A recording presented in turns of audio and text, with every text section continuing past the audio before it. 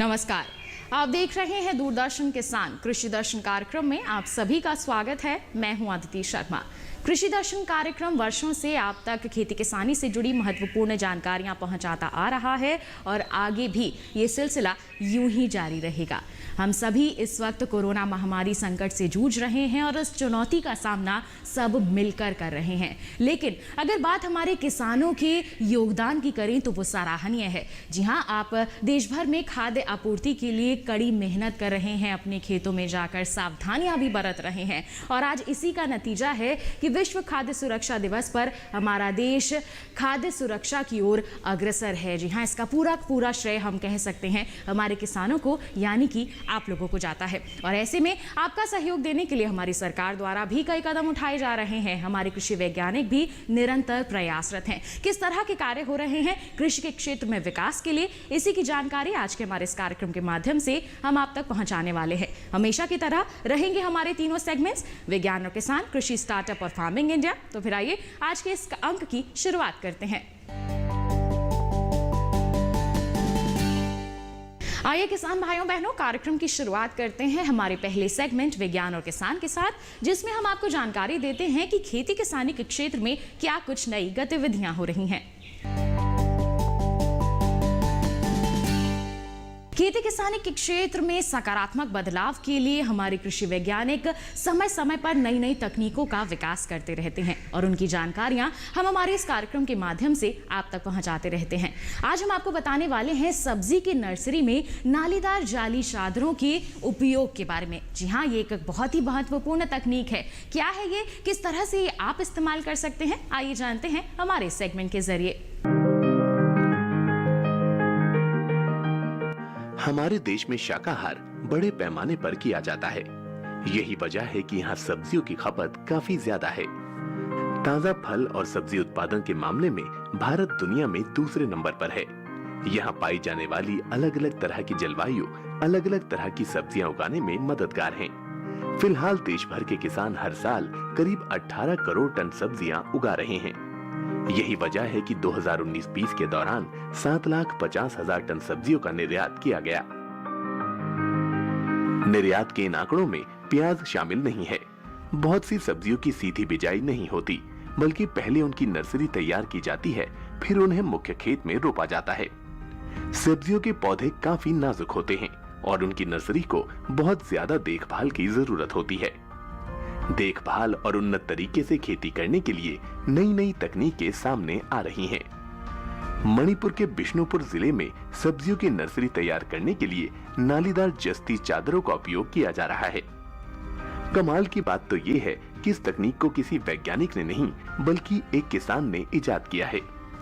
इजाद करने वाले किसान कामोदेबो सिंह अब इस दुनिया में नहीं है, लेकिन उनकी ये तकनीक सब्जी किसानों को नई राह दिखा रही है। ये ऐसी तकनीक है जिसमें बीज की बुआई के बाद नर्सरी की क्यारियों को ढकने के लिए टाट की जगह नालीदार जस्ती चादरों का इस्तेमाल किया जाता है। नालीदार जस्ती चादर क्यारी के तापमान को बढ़ा देती है, जिससे बीज जल्दी अंकुरित होकर निकल आते हैं। चूंकि क्यारी ढकी होती है, इसलिए वाष्पन की समस्या नहीं हो पाती और मिट्टी में नमी बनी रहती है। जाहिर है, इससे पानी की बचत होगी। वैज्ञानिकों का कहना है कि इस विधि में बीज अंकुरण तक सिंचाई करने की जरूरत नहीं है। एक बार जब बीज अंकुरित हो जाता है तो चादरों को हटाकर अगली नर्सरी के लिए रख दिया जाता है। टाट के मुकाबले जस्ते की चादरें ज्यादा टिकाऊ होती हैं और फसल लागत को भी कम कर देती हैं। इस विधि से उगी पौध ज्यादा गुणवत्ता वाली होती है। इसीलिए जो किसान ऐसी पौध तैयार नहीं कर पाते, वो दूसरे किसानों से पौध खरीद लेते हैं। इस तकनीक को अपनाने के बाद पत्ता गोभी, फूल गोभी और ब्रोकली के अलावा प्याज और टमाटर में अधिक लाभ दर्ज किया गया। 2018-19 के दौरान कामदेबो सिंह ने छोटी सी जमीन से 5.25 लाख रुपए कमाए। बेहतर नतीजों के लिए नर्सरी क्यारियों को अच्छे से तैयार करना होगा। क्यारियों से खूंटी, ठूंठी या कोई दूसरी अवांछित वस्तु को हटाना होगा। इसके बाद गोबर की अच्छी खाद और नदी के तल की रेत डालें। बीज बोने के बाद क्यारियों में गोबर की कुछ खाद ऊपर से छिड़क दें और फिर रोज गेंद से पानी दें। इसके बाद इसे जस्ती चादरों से ढक दें। एक बात का और ध्यान रखें, बीज बोने से पहले नर्सरी की क्यारियों को अच्छी तरह समतल कर लें। तो किसान भाइयों बहनों, आइए इसी के साथ बढ़ते हैं आगे, नजर डाल लेते हैं कृषि कैलेंडर पर। बता दें आपको कि वर्तमान समय में किस तरह के कार्य आप कर सकते हैं, इसकी जानकारी होना बहुत जरूरी है। इस समय आप मूंगफली की बुआई कर सकते हैं। क्या सही तरीका है, जानने के लिए आइए आपको दिखाएं इस माह का कृषि कैलेंडर। जून के दूसरे पखवाड़े में मूंगफली की बुआई और खेती की तैयारी का कार्य कर लें। असिंचित क्षेत्र जहां वर्षा उपरांत फसल बोई जाती है, वहां बुआई का कार्य जुलाई के प्रथम पखवाड़े में करें। बुआई से पूर्व बीज को 2 से 3 ग्राम थिरम या कार्बेंडाजिम प्रति किलोग्राम बीज मिलाकर उपचारित करें। बुआई के बीज निकालने के लिए स्वस्थ फलियों को चुनें या प्रमाणित बीज की ही बुआई करें। इसके बीजों का अंकुरण अच्छा होगा और साथ ही शुरुआती रोग और कीटों से बचाव होगा। भूमि की किस्म एवं नमी की मात्रा के अनुसार बीज की बुआई 5 से 6 सेंटीमीटर की गहराई पर करें। मूंगफली की बुआई कतार में करें। यहाँ गुच्छे वाली कम फैलने वाली किस्म के लिए कतार से कतार की दूरी 30 सेंटीमीटर रखें। फैलने वाली किस्मों के लिए कतार से कतार की दूरी 45 सेंटीमीटर रखें। बुआई हेतु पौधों से पौधों की दूरी 15 सेंटीमीटर अवश्य रखें। मूंगफली की फसल की बुआई हल के पीछे हाथ से या सीड ड्रिल द्वारा करें। इसी के साथ किसान भाइयों बहनों, कार्यक्रम में वक्त हो चला है एक छोटे से ब्रेक का। आप कहीं मत जाइए, जल्द ही हाजिर होंगे। बने रहिए दूरदर्शन किसान पर, देखते रहिए हमारा कार्यक्रम कृषि दर्शन।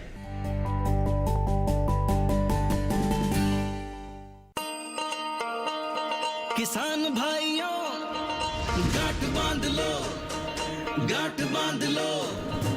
बहुत बहुत है काम की, समृद्धि के पैगाम की। मिट्टी के मिजाज को समझो, मिट्टी के हर राज को समझो। मिट्टी की तुम जांच कराओ, मुफ्त सॉइल हेल्थ कार्ड ले जाओ। कभी मुनासिब बीज लगाओ, सही किस्म की खाद ले आओ। जितनी जरूरी उतनी डालो, सही मात्रा खुद पहचानो। इसको अपना मंत्र बना लो, मिट्टी की सेहत तो जानो। बात बहुत है काम की, कम लागत अधिक वरदान की। किसान भाइयों, गांठ बांध लो। आज ही मिट्टी की जांच कराएं। राज्य सरकार के कृषि अधिकारी से संपर्क करें और मुफ्त में सॉइल हेल्थ कार्ड पाएं। कृषि और किसान कल्याण मंत्रालय द्वारा किसान हित में जारी। ब्रेक के बाद दूरदर्शन किसान के कृषि दर्शन कार्यक्रम में किसान भाइयों बहनों, आप सभी का फिर से स्वागत है। अब कार्यक्रम में वक्त है कृषि स्टार्टअप सेगमेंट का, जिसमें हम आपको बताते हैं हमारे किसानों की सफलता गाथा के बारे में। किसान भाइयों बहनों, कृषि के क्षेत्र में हम कुछ नया कर सकते हैं अगर हम अपनी नई सोच के साथ कड़ी मेहनत करें। जी हाँ, और सफलता भी हासिल कर सकते हैं। आज हम आपकी मुलाकात करवाने वाले हैं एक ऐसे ही सफल कृषि किसान और कृषि वैज्ञानिक बलदेव सिंह ढिल्लों से, जिन्होंने प्लांट ब्रीडिंग के क्षेत्र में अपना सराहनीय योगदान दिया है और उनके इसी योगदान को नवाजा गया है पद्मश्री पुरस्कार से हमारी सरकार द्वारा वर्ष 2019 में। आइए जानते हैं इनकी सफलता की दास्तान के बारे में।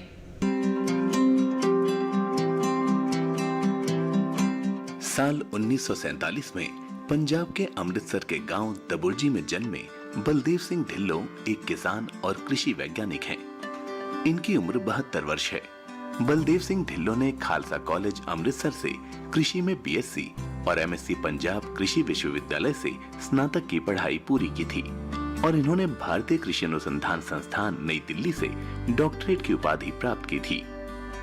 इन्होंने 350 शोध प्रकाशन और कई किताबें प्रकाशित की हैं। वर्तमान में भारत में पंजाब कृषि विश्वविद्यालय के कुलपति हैं। इन्होंने भारतीय कृषि अनुसंधान परिषद में सहायक महानिदेशक और पंजाब कृषि विश्वविद्यालय और गुरु नानक देव विश्वविद्यालय में अनुसंधान निदेशक के रूप में काम किया है। इन्होंने वर्ष 1976 से 78 में और 2007 से 11 तक जर्मनी के अंतर्राष्ट्रीय मक्का और गेहूं सुधार केंद्र में काम किया है।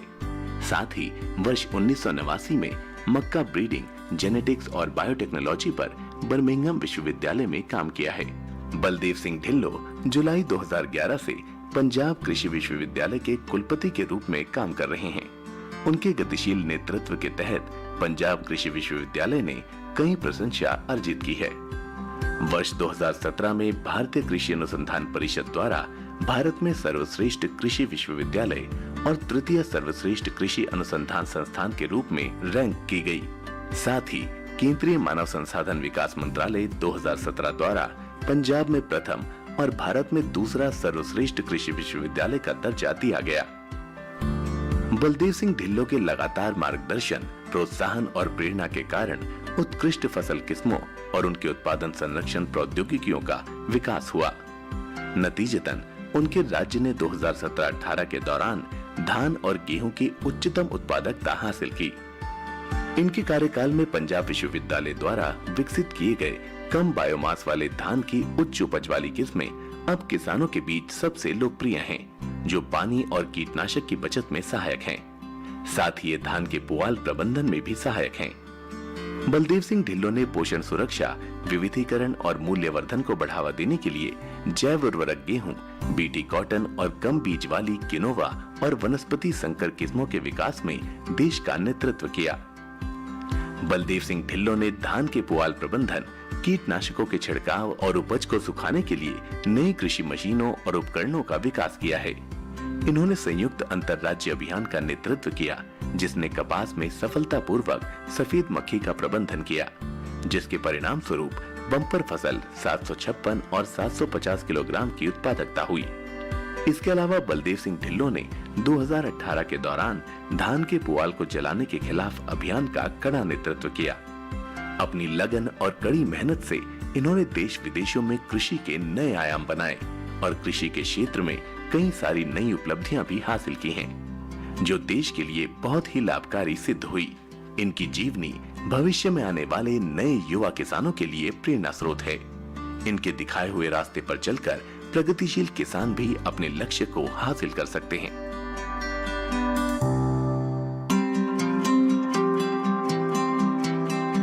इसी के साथ किसान भाइयों बहनों, कार्यक्रम में वक्त हो चला है एक और छोटे से ब्रेक का। आप कहीं मत जाइए, हम जल्द ही हाजिर होंगे। बने रहिए दूरदर्शन किसान पर, देखते रहिए हमारा कार्यक्रम कृषि दर्शन।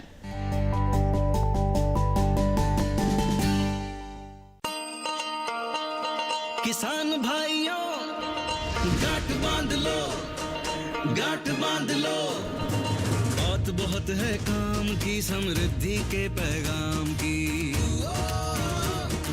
मिट्टी के मिजाज को समझो, मिट्टी के हर राज को समझो, मिट्टी की तुम जांच कराओ, मुफ्त सॉइल हेल्थ कार्ड ले जाओ। कभी मुनासिब बीज लगाओ, सही किस्म की खाद ले आओ, जितनी जरूरी उतनी डालो, सही मात्रा खुद पहचानो, इसको अपना मंत्र बना लो, मिट्टी की सेहत को जानो।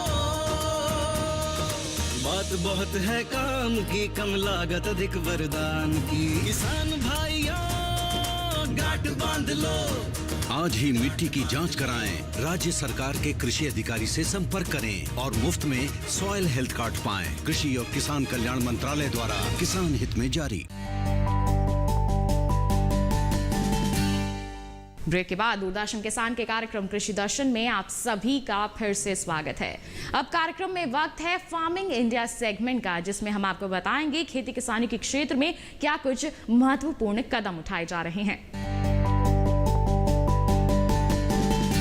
सोयाबीन हमारे देश की प्रमुख तिलहनी फसलों में से एक है और वर्तमान समय में बता दें आपको, इसकी खेती आप कर सकते हैं और अच्छा उत्पादन अर्जित करके अच्छी आमदनी भी हासिल की जा सकती है। लेकिन ज़रूरी है कि आपको इसके संबंध में हर छोटी से बड़ी जानकारी हो। किस तरह की आप यहाँ पर तैयारियां कर सकते हैं, किस तरह की प्रबंधन कार्य करना ज़रूरी हो जाता है सोयाबीन की खेती करते समय, इस सब बातों के बारे में जानकारी दे रहे हैं IRI के अनुवांशिकी संभाग के कृषि विशेषज्ञ डॉक्टर अक्षय तालुकदार। क्या कुछ कहा उन्होंने, आइए बताते हैं आपको। सोयाबीन खेती करने के लिए सबसे पहले जरूरी होते हैं भूमि निर्वाचन।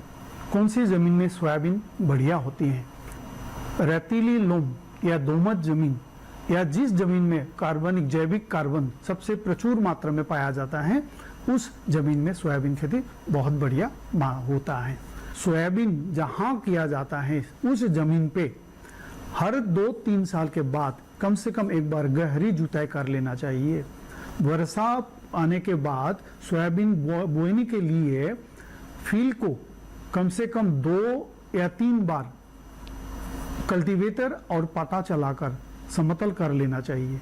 अंतिम बार कल्टीवेटर चलाने के समय प्रति हेक्टेयर के लिए 5 से 10 टन गोबर का खाद या 2.5 टन मुर्गी का खाद मिलाकर दे देना चाहिए। उत्तर मैदानी क्षेत्र जिसमें हमारा दिल्ली भी शामिल है, इसमें सोयाबीन के किस्में जैसे पूसा 12, SL 952, NRC 130 आदि उत्तम किस्में माना जाता है।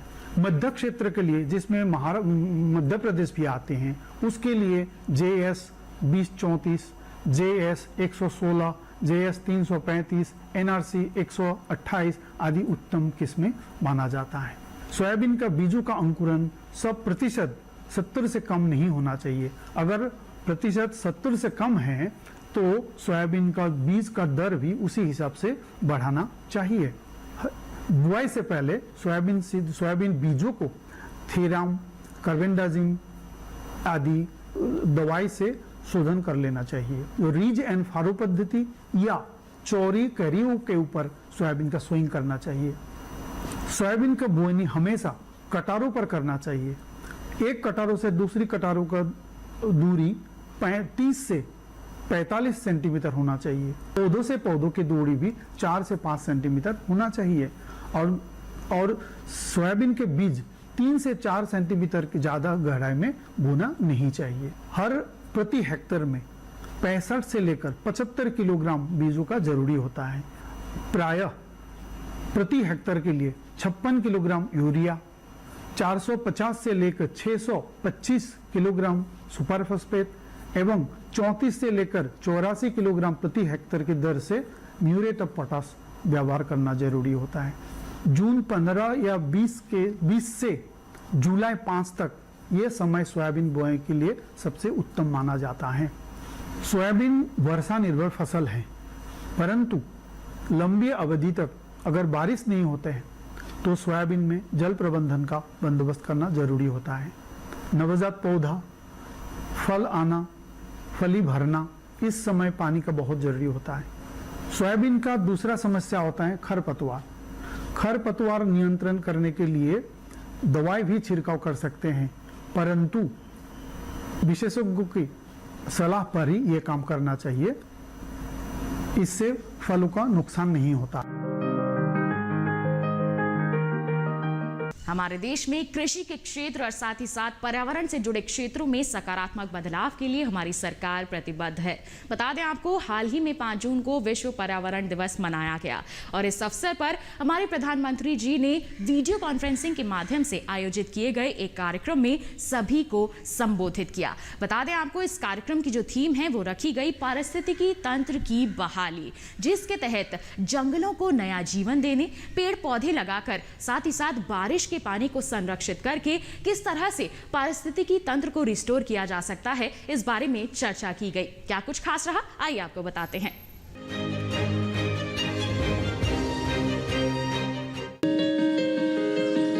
पर्यावरण के साथ मानव का संबंध है अटूट।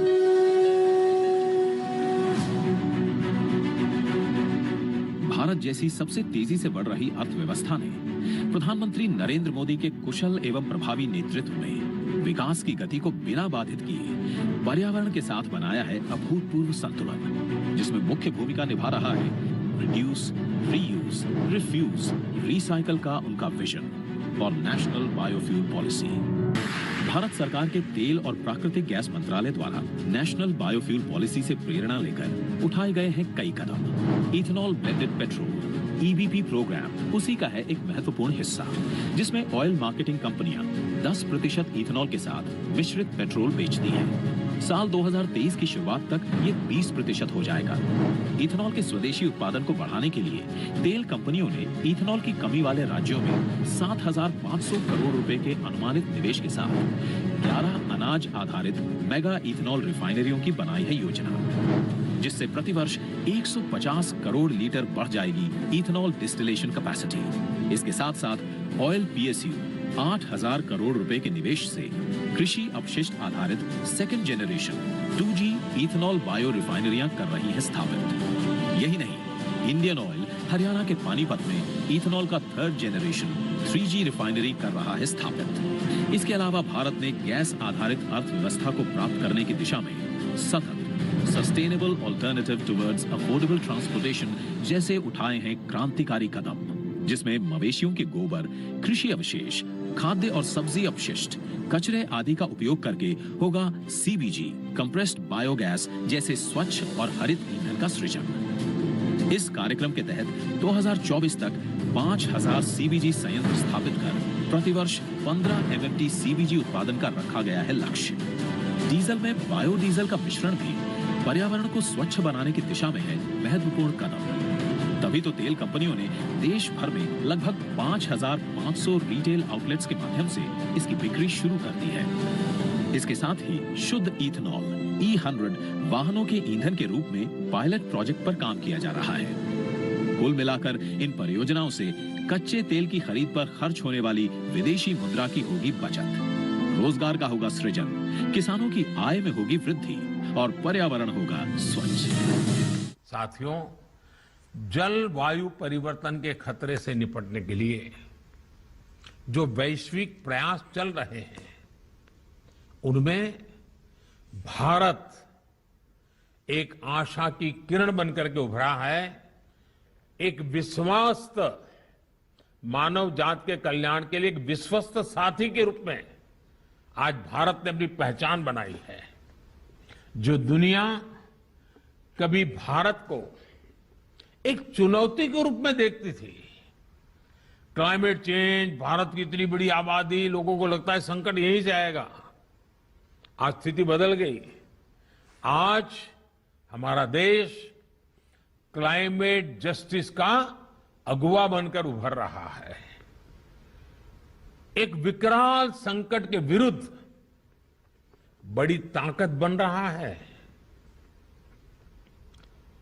वन सन, वन वर्ल्ड, वन ग्रिड, एक सूरज, एक सृष्टि और एक ग्रिड की व्यवस्था की विजन को साकार करने वाला इंटरनेशनल सोलर अलायंस, उसका निर्माण हो या फिर coalition for disaster resilient infrastructure की पहल हो, भारत एक बड़े वैश्विक विजन के साथ आगे बढ़ रहा है।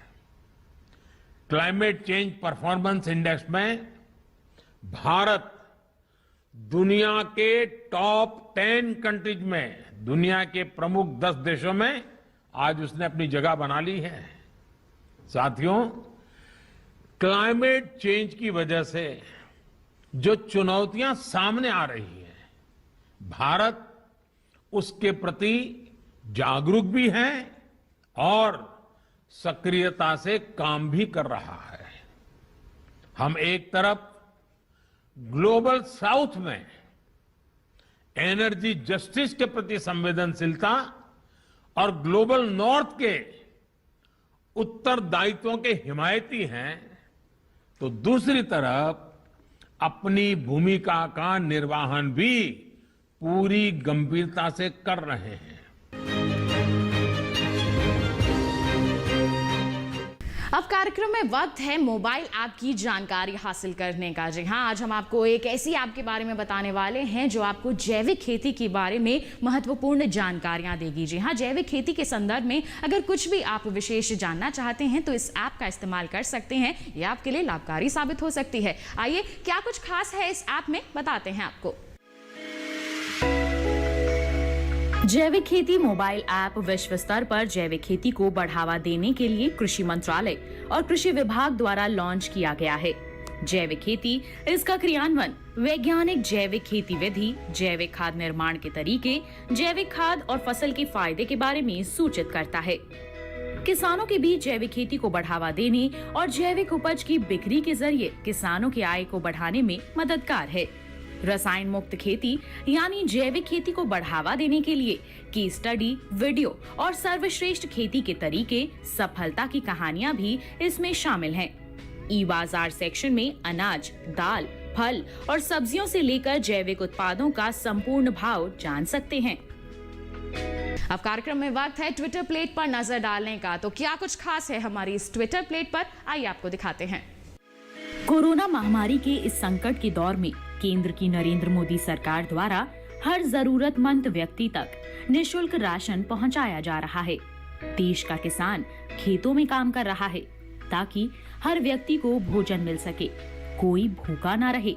विश्व खाद्य सुरक्षा दिवस पर हमारी थाली में भोजन देने वाले अन्नदाता किसानों को नमन। तो किसान भाइयों बहनों, ये था हमारा आज का कार्यक्रम कृषि दर्शन। अब हमारा कार्यक्रम YouTube पर भी आप देख सकते हैं। इसके लिए YouTube पर जाकर डीडी किसान सर्च कीजिए, हमारे चैनल पर क्लिक कीजिए और सर्च इंजन में जाके कृषि दर्शन के सभी प्रसारित प्रोग्राम्स देखिए। इसके अलावा आप हमारा बारकोड स्कैन करके भी हमारे प्रोग्राम्स देख सकते हैं। अगर आप कोई सुझाव देना चाहते हैं, कोई सवाल है आपके मन में, तो आप हमें पत्र लिख सकते हैं। हमारा पता है कृषि दर्शन, कमरा नंबर 58, CPC दूरदर्शन, खेलगांव, नई दिल्ली 110049। अगर आप हमें ईमेल भेजना चाहते हैं तो ईमेल आईडी नोट कर लीजिए। हमारी ईमेल आईडी है krishidarshandddk@gmail.com। तो आज के लिए बस इतना ही। अगले अंक में मुलाकात करेंगे। तब तक के लिए स्वस्थ रहिए, दूरदर्शन किसान के साथ बने रहिए। नमस्कार।